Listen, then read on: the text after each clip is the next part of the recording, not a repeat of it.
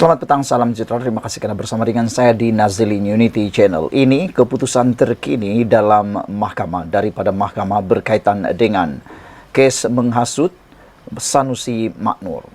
Saudara-saudara sekalian, semasa PRN Nambuan Negeri baru-baru ini, Sanusi telah pun didakwa ataupun telah dibawa ke mahkamah untuk beberapa kes. Yang paling besar sekali ialah membabitkan kes akta hasutan kerana menghina Sultan Selangor dan juga didakwa telah pun mempersoalkan dan menghina juga keputusan yang di Pertuan Agong. Hari ini keputusan daripada mahkamah turut mengaitkan Sanusi Maknur berkaitan dengan menghasut. Bicara kes Sanusi akan bermula pada 18 Januari tahun 2024.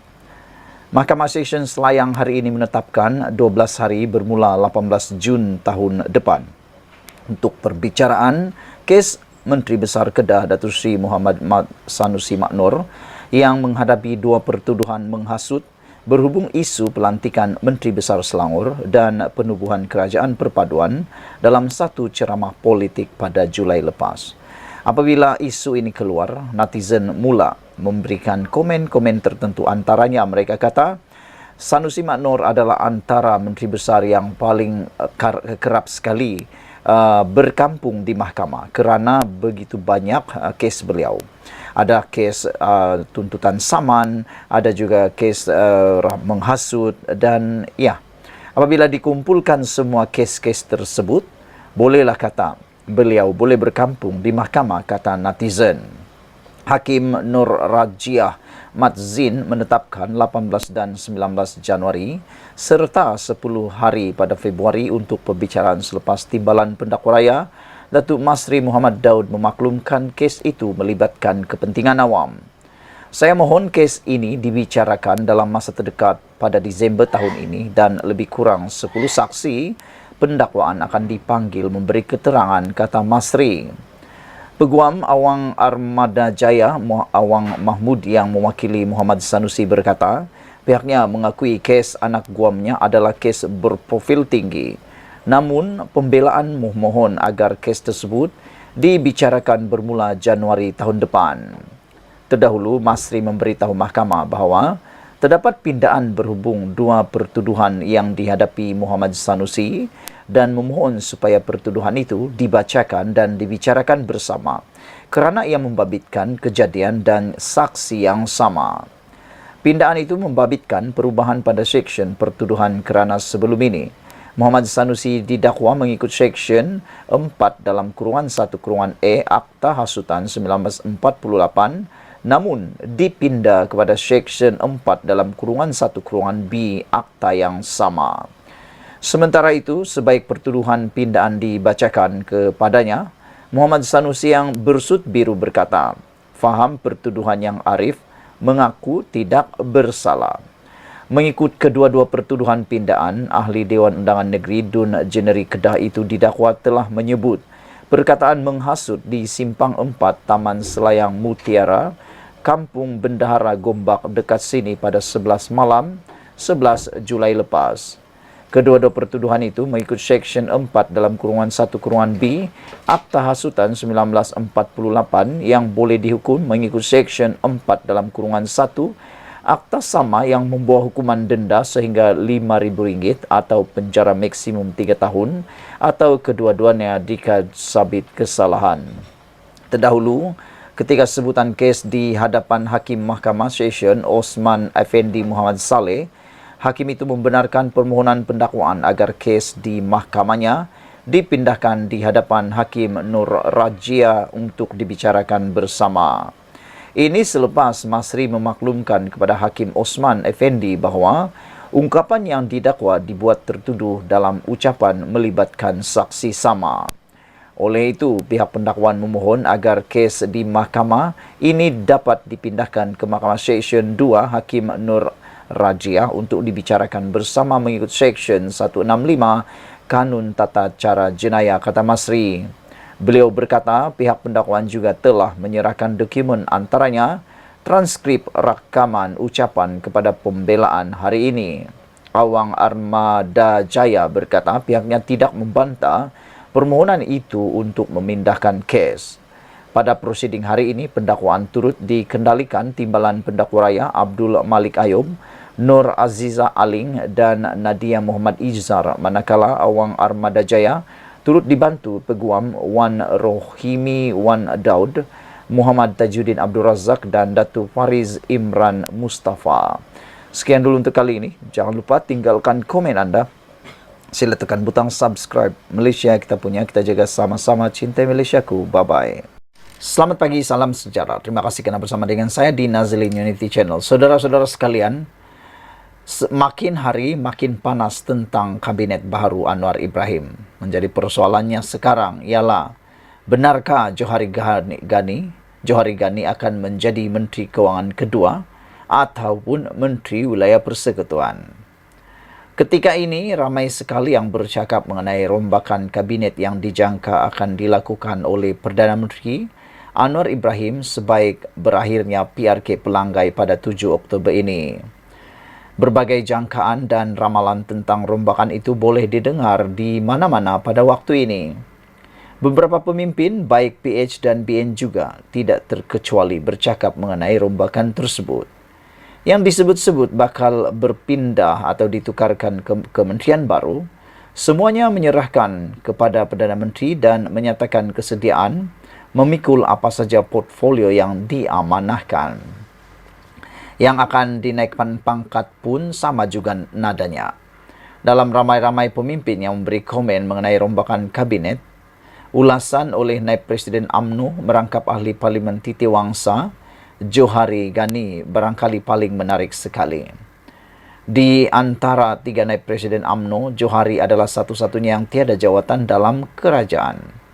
2 lagi Naib Presiden UMNO, Khalid Nordin, ialah Menteri Pengajian Tinggi, manakala Wan Rosdi Wan Ismail pula adalah Menteri Besar Pahang. Dalam reaksinya mengenai rombakan kabinet, Johari berkata, sama ada Perdana Menteri hendak buat rombakan kabinet atau tidak, itu hak mutlak Perdana Menteri. Saya berpandangan begini, meski dalam mana-mana kerajaan, Perdana Menteri mesti ada dia punya keputusan eksklusif, kata beliau lagi. Kita tidak boleh memberi sebarang tekanan kepada Perdana Menteri sebab kita semua sudah pilih dia, Anwar Ibrahim, sebagai Perdana Menteri. Jadi, kita sokong dia, kata beliau lagi. Saudara-saudara, tambahnya, semua pihak juga tidak harus memberikan tekanan kepada Perdana Menteri dengan mengambil kira bahawa kerajaan perpaduan ini baru sahaja mencecah tempoh 10 bulan. Dalam 10 bulan ini, kita berdepan dengan ekonomi global yang besar. Di samping kita juga berdepan dengan cara yang sesuai untuk bekerja dengan parti-parti yang ada dalam kerajaan perpaduan. Ini adalah salah satu daripada perubahan yang perlu kita lalui. Saya rasa kalau bagi masa secukupnya hingga akhir tahun 2027, saya ingat kita akan nampak dan menilai keberkesanan kerajaan perpaduan dalam mentadbir negara, ujarnya lagi. Agak tepat pandangan Johari agar jangan ada mana-mana pihak memberi tekanan kepada Anwar dalam isu rombakan tersebut. Sebaliknya, serahkan sepenuhnya kepada Anwar membuat apa jua keputusannya. Sesuai dengan saranannya itu, Johari sendiri pun jelas tidak memperlihatkan dirinya cuba menekan Anwar. Walaupun banyak pihak berpandangan atas kedudukannya sebagai Naib Presiden UMNO, beliau sewajarnya duduk dalam kabinet sebagai salah seorang menteri. Cuma dengan kenyataan Johari agar tiada sesiapa menekan Anwar, ini lebih membuatkan namanya tidak dilupai Anwar dalam rombakan kali ini. Dengarnya, kalau tidak Menteri Kewangan kedua, jawatan Menteri Wilayah Persekutuan bakal menunggu untuk jatuh ke ribanya. Ditulis oleh Sabuddin Hussein, 2 Oktober. Sekian dulu untuk kali ini. Jangan lupa tinggalkan komen Anda. Sila tekan butang subscribe. Malaysia kita punya, kita juga sama-sama cintai Malaysiaku. Bye-bye. Selamat petang, salam sejahtera. Terima kasih kerana bersama dengan saya di Nazilin Unity Channel. Ini satu lagi ulasan yang paling menyakitkan telinga, menyakitkan entahlah buah jantung kah, buah hati kah, entahlah, saya pun tak pasti apa yang akan sakit. Apabila selama ini Anwar Ibrahim kononnya diramalkan akan tumbang pada bulan Ogos yang lepas lagi oleh pemimpin-pemimpin Perikatan Nasional, ada juga Hadi, Muhyiddin dan sebagainya. Tapi sehingga kini dan nak habis bulan Oktober ni, Anwar belum tumbang-tumbang lagi. Bahkan dia makin kukuh, makin disukai. Dalam laporan kemarin menunjukkan, penganalisis mengatakan bahawa para penjawat awam kini sudah semakin mempercayai Anwar Ibrahim dan mula menyokong penuh Anwar Ibrahim. Ini satu berita yang paling menakutkan Muhyiddin Yassin. Dan ditambah lagi, bising macam manapun, saya tetap Perdana Menteri hingga 2023, kata Anwar Ibrahim mengingatkan Perikatan Nasional.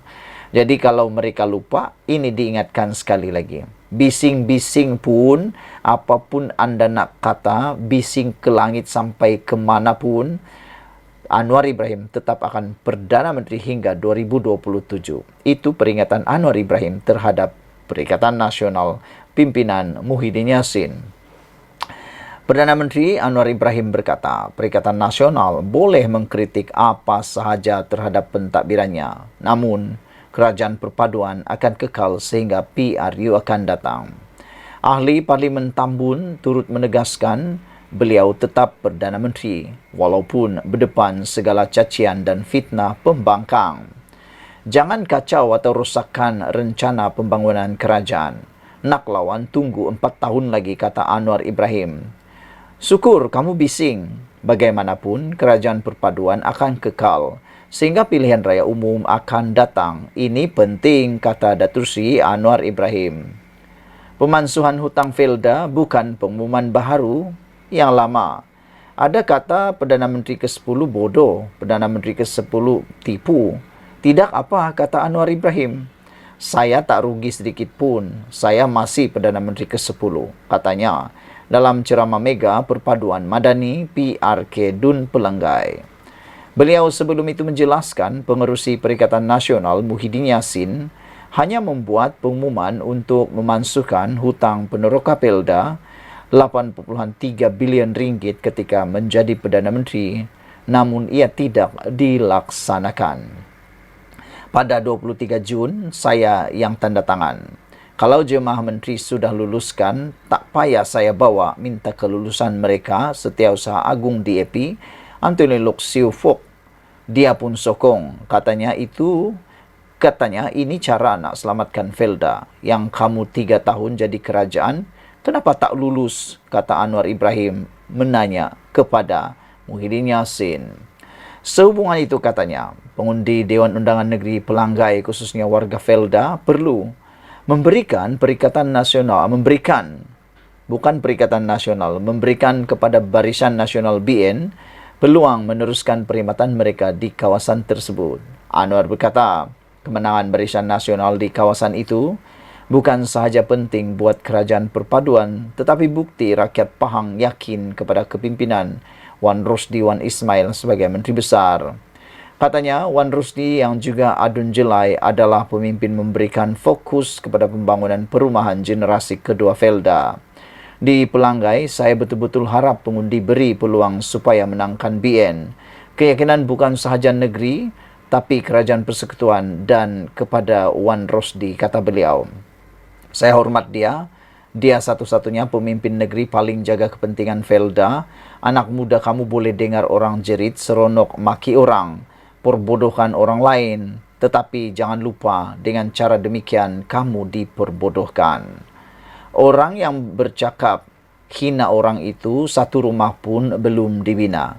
Di sini kita ada kerajaan negeri dan ini undi kepercayaan kepada kepimpinan Menteri Besar Pahang, katanya. PRK Dun Pelanggai dijadual berlangsung 7 Oktober ini susulan kematian penyandang Johari Harun dalam nahas pesawat di Elmina Shah Alam. Sumber Free Malaysia Today dipetik daripada sabudin.com. Sekian dulu untuk kali ini. Jangan lupa tinggalkan komen anda. Sila tekan butang subscribe. Malaysia kita punya. Kita jaga sama-sama. Cintai Malaysiaku. Bye-bye. Selamat petang. Salam sejahtera. Terima kasih kerana bersama dengan saya di Nazilin Unity Channel. Tak tahan lagi dengan keadaan semasa berkaitan dengan beras di Malaysia.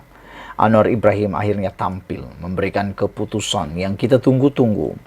Kita memang sebenarnya menanti apa yang diucapkan oleh Anwar Ibrahim ini bagi memberikan jaminan luar biasa kepada kita semua berkaitan dengan bekalan beras di Malaysia. Anwar Ibrahim akhirnya memberikan amaran paling keras yang pernah saya dengar. Jarang sekali Anwar Ibrahim bertindak dengan ucapan yang sedemikian rupa, yang nadanya seperti seorang yang sudah marah, yang tak boleh tahan lagi, dan amaran ini amaran yang paling keras sekali. Anwar Ibrahim kata, kami akan cari kamu. Ini merujuk kepada amaran yang diberikan oleh Anwar Ibrahim kepada pihak yang cuba menyorok beras. Padan muka mereka semua.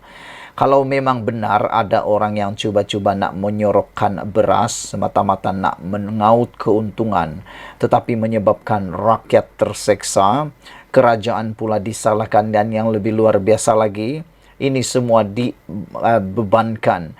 Beban itu diletakkan pula di bahu Anwar Ibrahim dan menuduh pula Anwar Ibrahim adalah punca semuanya berlaku. Padan mukalah kepada orang yang cuba sorok beras tersebut. Anwar Ibrahim tidak bersalah dalam hal ini. Dan apabila Anwar Ibrahim sudah memberikan kata dua kepada mereka ini dengan kata, kami akan cari kamu. Nasib baik dia tidak di ujung tu dia tambah sehingga ke lubang cacing. Nasib baiklah tak ada seperti itu. Ini satu amaran yang memang keras kepada mereka yang cuba-cuba mahu menyorok beras. Kami akan cari kamu dan sama ada bawa kamu ke mahkamah tengah orang susah.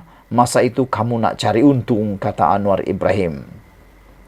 Itu amaran Perdana Menteri terhadap pihak yang mengambil kesempatan dengan menyorok stok beras putih tempatan BPT ketika rakyat sedang memerlukan. Datuk Seri Anwar Ibrahim berkata, kerajaan akan mengenakan tindakan undang-undang terhadap pihak yang tidak bertanggung jawab, yang dikesan berbuat demikian. Menurut Anwar Ibrahim lagi, memang ada pihak yang sanggup bertindak begitu di tengah-tengah kekurangan stok bahan mentah dalam pasaran negara demi mengaut keuntungan. Kemudian ada juga dalam kalangan yang salah guna, sorok, simpan. Saya beritahu kepada Saudara Mat Sabu, Menteri Pertanian dan Keterjaminan Makanan Datuk Seri Muhammad Sabu, arahan yang jelas kepada Badan Penguatkuasa. Kalau ada yang berani buat perangai buruk dengan keadaan orang susah mencari beras, kamu sorok, kamu jaga, kata Anwar Ibrahim. Ini amaran yang kita tunggu-tunggu. Anwar yang juga Menteri Kewangan berkata demikian ketika berucap pada ceramah Mega Perpaduan Madani di Dataran Simpang Pelanggai malam tadi. Beliau menegaskan bahawa kerajaan sentiasa berusaha menyelesaikan masalah beras, tetapi mengakui isu tersebut memerlukan sedikit masa. Kita cuba, tetapi apakah boleh selesai 100%? Tidak. Beras ini isu masalah besar, kata Datuk Seri Anwar Ibrahim. Beginilah yang kita tunggu, jawapan telus, jawapan tak merapu. Kalau tak boleh 100%, jujurlah jawab seperti itu.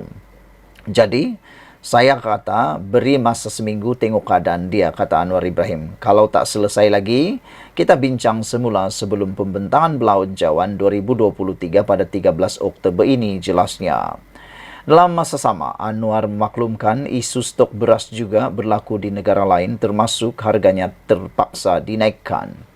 Hal tersebut berlaku, tambahnya, ekoran negara pembekal telah memberhentikan atau mengurangkan ekspor beras mereka. Untuk rekod, sebanyak 19 negara termasuk India mengenakan sekatan malah mengharamkan ekspor beras, sekaligus menyebabkan peningkatan harga beras di seluruh dunia. Pengeluar beras terbabit menghadkan bekalan makanan ruji itu keluar bagi memastikan keselamatan makanan domestik masing-masing. Saudara-saudara sekalian, inilah keputusan yang kita tunggu-tunggu daripada Datuk Seri Anwar Ibrahim. Ketegasan beliau, kepintaran beliau, kebijaksanaan beliau menangani hal tentang beras. Anwar kata, kami akan cari kamu. Perdana Menteri Anwar beri amaran pihak yang menyorok beras. Sekian dulu untuk kali ini. Jangan lupa tinggalkan komen Anda. Sila tekan butang subscribe. Malaysia kita punya. Kita juga sama-sama cintai Malaysiaku. Bye-bye. Selamat petang, salam sejahtera. Terima kasih karena bersama dengan saya di Nazilin Unity Channel. Rupa-rupanya inilah sebabnya ramai orang takut kalau Anwar Ibrahim menjadi Perdana Menteri lebih lama lagi. Mereka takut mungkin kalau Anwar Ibrahim dapat lebih menarik perhatian orang, dapat lebih memikat hati orang dan menarik pengundi-pengundi mereka. Ini apabila Anwar Ibrahim berjaya menunjukkan teladan yang luar biasa, bukan saja sebagai seorang Perdana Menteri, tetapi sebagai seorang penduduk ataupun pemimpin Malaysia yang berjiwa rakyat. Lihat saja apa yang dilakukan oleh Anwar Ibrahim sejak dia menjadi Perdana Menteri. Tidak pernah kelihatan kesombongan ataupun keangkuhan dalam diri Anwar Ibrahim. Apalagi nak berucap menggunakan perkataan-perkataan yang dahsyat, kotor, menjijikkan, memaki hamun atau sebagainya. Anwar tak pernah gunakan itu.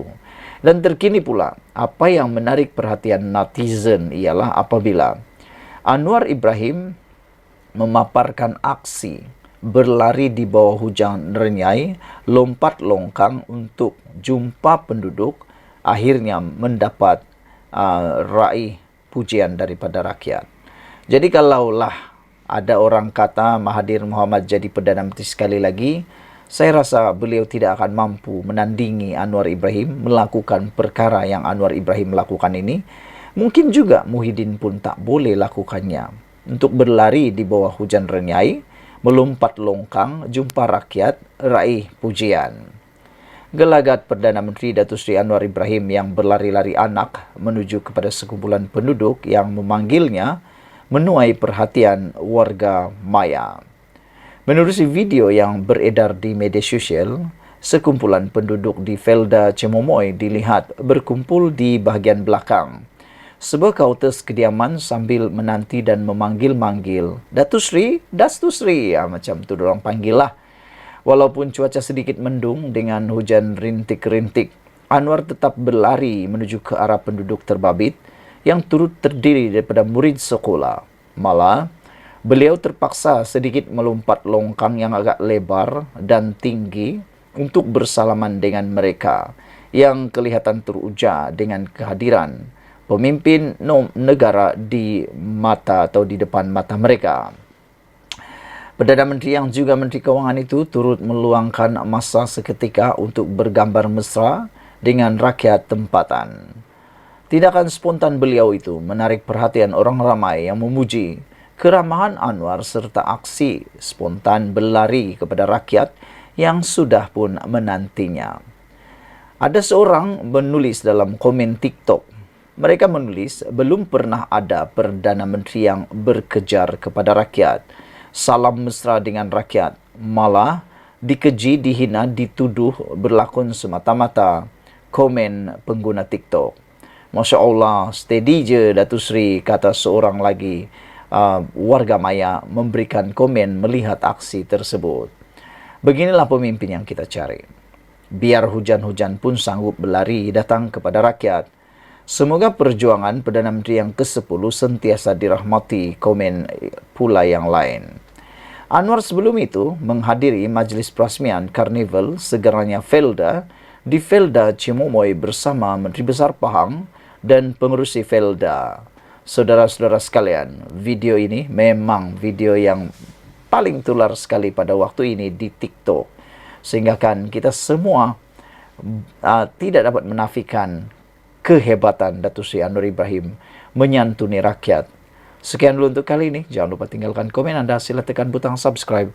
Malaysia kita punya, kita juga sama-sama cintai Malaysiaku. Bye-bye.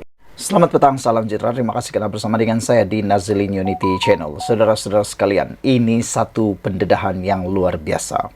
Yang mana walaun dan penyokong-penyokong Perikatan Nasional kata DAP punya salah, asik-asik salah DAP, asik-asik salah DAP.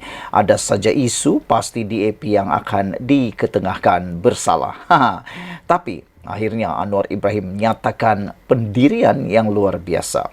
Bukan nak sokong DAP, tetapi ini kebenarannya. Kata Anwar Ibrahim, DAP pun sokong lupus hutang peneroka. Marah pasal apa? Kata Anwar Ibrahim merujuk kepada kononnya DAP dimarahi oleh pengundi. Perdana Menteri Anwar Ibrahim memberitahu warga Felda bahawa mereka tidak sepatutnya melihat DAP sebagai musuh. Berucap pada karnival segalanya Felda di Felda Cimomoy di Bentong, Anwar berkata, DAP adalah salah sebuah parti kerajaan yang memberikan sokongan kepadanya untuk melupuskan hutang peneroka sebanyak RM8.3 bilion. Saya bentang di Jemaah Menteri, kena bentang dalam Jemaah Menteri ni sign RM8.3 bilion ini. Bila saya nak bawa ke kabinet, Datuk Seri Zahid Hamidi, dia senang, dia sokong. Timbalan Perdana Menteri 2, Fadilah Yusof dari Sarawak, dia sokong. Anthony Loke, Setiausaha Agung DAP, dia sokong. Dia kata ini untuk orang Felda yang susah, tak ada masalah. Yang nak marah DAP ni apa pasal, kata Anwar Ibrahim. Ini kerana dia Cina. Melayu dalam DAP pun ada rara, kata Anwar berseloroh merujuk kepada ahli Parlimen Bentong, Yung Safura Othman. Anwar juga membidas ahli politik tertentu yang menurutnya mengelirukan peneroka Felda untuk mempercayai lembaga tabung haji TH dijual kepada orang Cina. Berapa ramai orang datang ke Felda? Fitnah. Kata tabung haji telah diambil kerajaan masa itu oleh Lim Guan Eng dan dijual hak Melayu bagi kepada Cina. Ramai yang percaya kerana yang cakap tu kadang-kadang ustaz. Dia kadang-kadang pakai kopiah putih. Jadi percaya, kata Anwar Ibrahim. Tambah Anwar, selepas mengambil alih jawatan Perdana Menteri, dia telah menyemak fail tabung haji dan mendapati dakwaan itu tidak benar. Yang diambil oleh MOF, Kementerian Kewangan, Syarikat Tabung Haji yang rugi teruk. Kalau tak ambil tabung haji pun bankrupt. Oleh itu, semua yang rugi itu dipindah pada SPV, Syarikat Tujuan Khas, di bawah MOF. Kebetulan Menteri Kewangan masa itu ialah Lim Guan Eng. Tapi tuduh, dah Cina ni ambil. Dia ambil tu sebagai Menteri Kewangan, ada diserah kepada Cina? Tiada. Saya nak bagi tahu. Kita cakap soal Islam, soal akhlak, soal nilai. Bolehkah tipu orang? Bolehkah fitnah orang? Kata Anwar Ibrahim lagi. Saudara-saudara sekalian, pendedahan daripada Anwar Ibrahim pada kali ini memang agak menarik perhatian kita. Kerana Anwar Ibrahim sendiri mendedahkan rahsia sebenar tentang tabung haji dan juga tentang isu hutang peneroka Felda. Rupa-rupanya DAP sokong pelupusan hutang peneroka. Jadi Anwar Ibrahim bertanya, kenapa marah kepada DAP? Sepatutnya para pengundi tidak melihat DAP itu sebagai musuh. Kerana DAP adalah sebahagian daripada kerajaan yang menyokong pelupusan hutang Felda. Selain daripada itu, kalau nak kata DAP itu Cina, ada juga sebenarnya ahli-ahli parlimen adun dalam parti DAP yang berbangsa Melayu. Selain daripada itu, Anwar juga membidas ahli politik tertentu yang menurutnya mengelirukan peneroka Felda untuk mempercayai lembaga tabung haji TH dijual kepada orang Cina. Berapa ramai orang datang ke Felda, tabur fitnah, kata tabung haji telah diambil kerajaan yang pada masa itu adalah Menteri Kewangannya ialah Lim Guan Eng dan kononnya dijual hak Melayu kepada orang Cina. Kata Anwar Ibrahim yang percaya kerana yang cakap, ramai yang percaya kerana yang cakap tu kadang-kadang ustaz. Dia kata kadang-kadang pakai kopiah putih. Jadi percayalah, kata Anwar Ibrahim. Tambah Anwar lagi, selepas mengambil alih jawatan Perdana Menteri, dia sendiri telah menyemak fail tabung haji dan mendapati dakwaan itu tidak benar. Yang diambil oleh Kementerian Kewangan ialah Syarikat Tabung Haji yang rugi teruk. Kalau tak diambil oleh kerajaan, tabung haji pun bankrupt, kata Anwar Ibrahim. Oleh sebab itu, semua yang rugi itu dipindah pada SPV, Syarikat Tujuan Khas, di bawah MOF. Kebetulan Menteri Keuangan pada waktu itu ialah Lim Guan Eng. Tapi mereka tuduh, dah Cina ni ambil. Dia ambil itu sebagai Menteri Keuangan, kata Anwar. Ada dia serah kepada Cina? Tiada. Saya nak bagi tahu, kita cakap soal Islam, soal akhlak, soal nilai. Bolehkah tipu orang? Bolehkah fitnah orang? Tanya Anwar Ibrahim lagi. Sekian dulu untuk kali ini. Jangan lupa tinggalkan komen Anda. Sila tekan butang subscribe Malaysia kita punya. Kita jaga sama-sama cintai Malaysiaku. Bye-bye.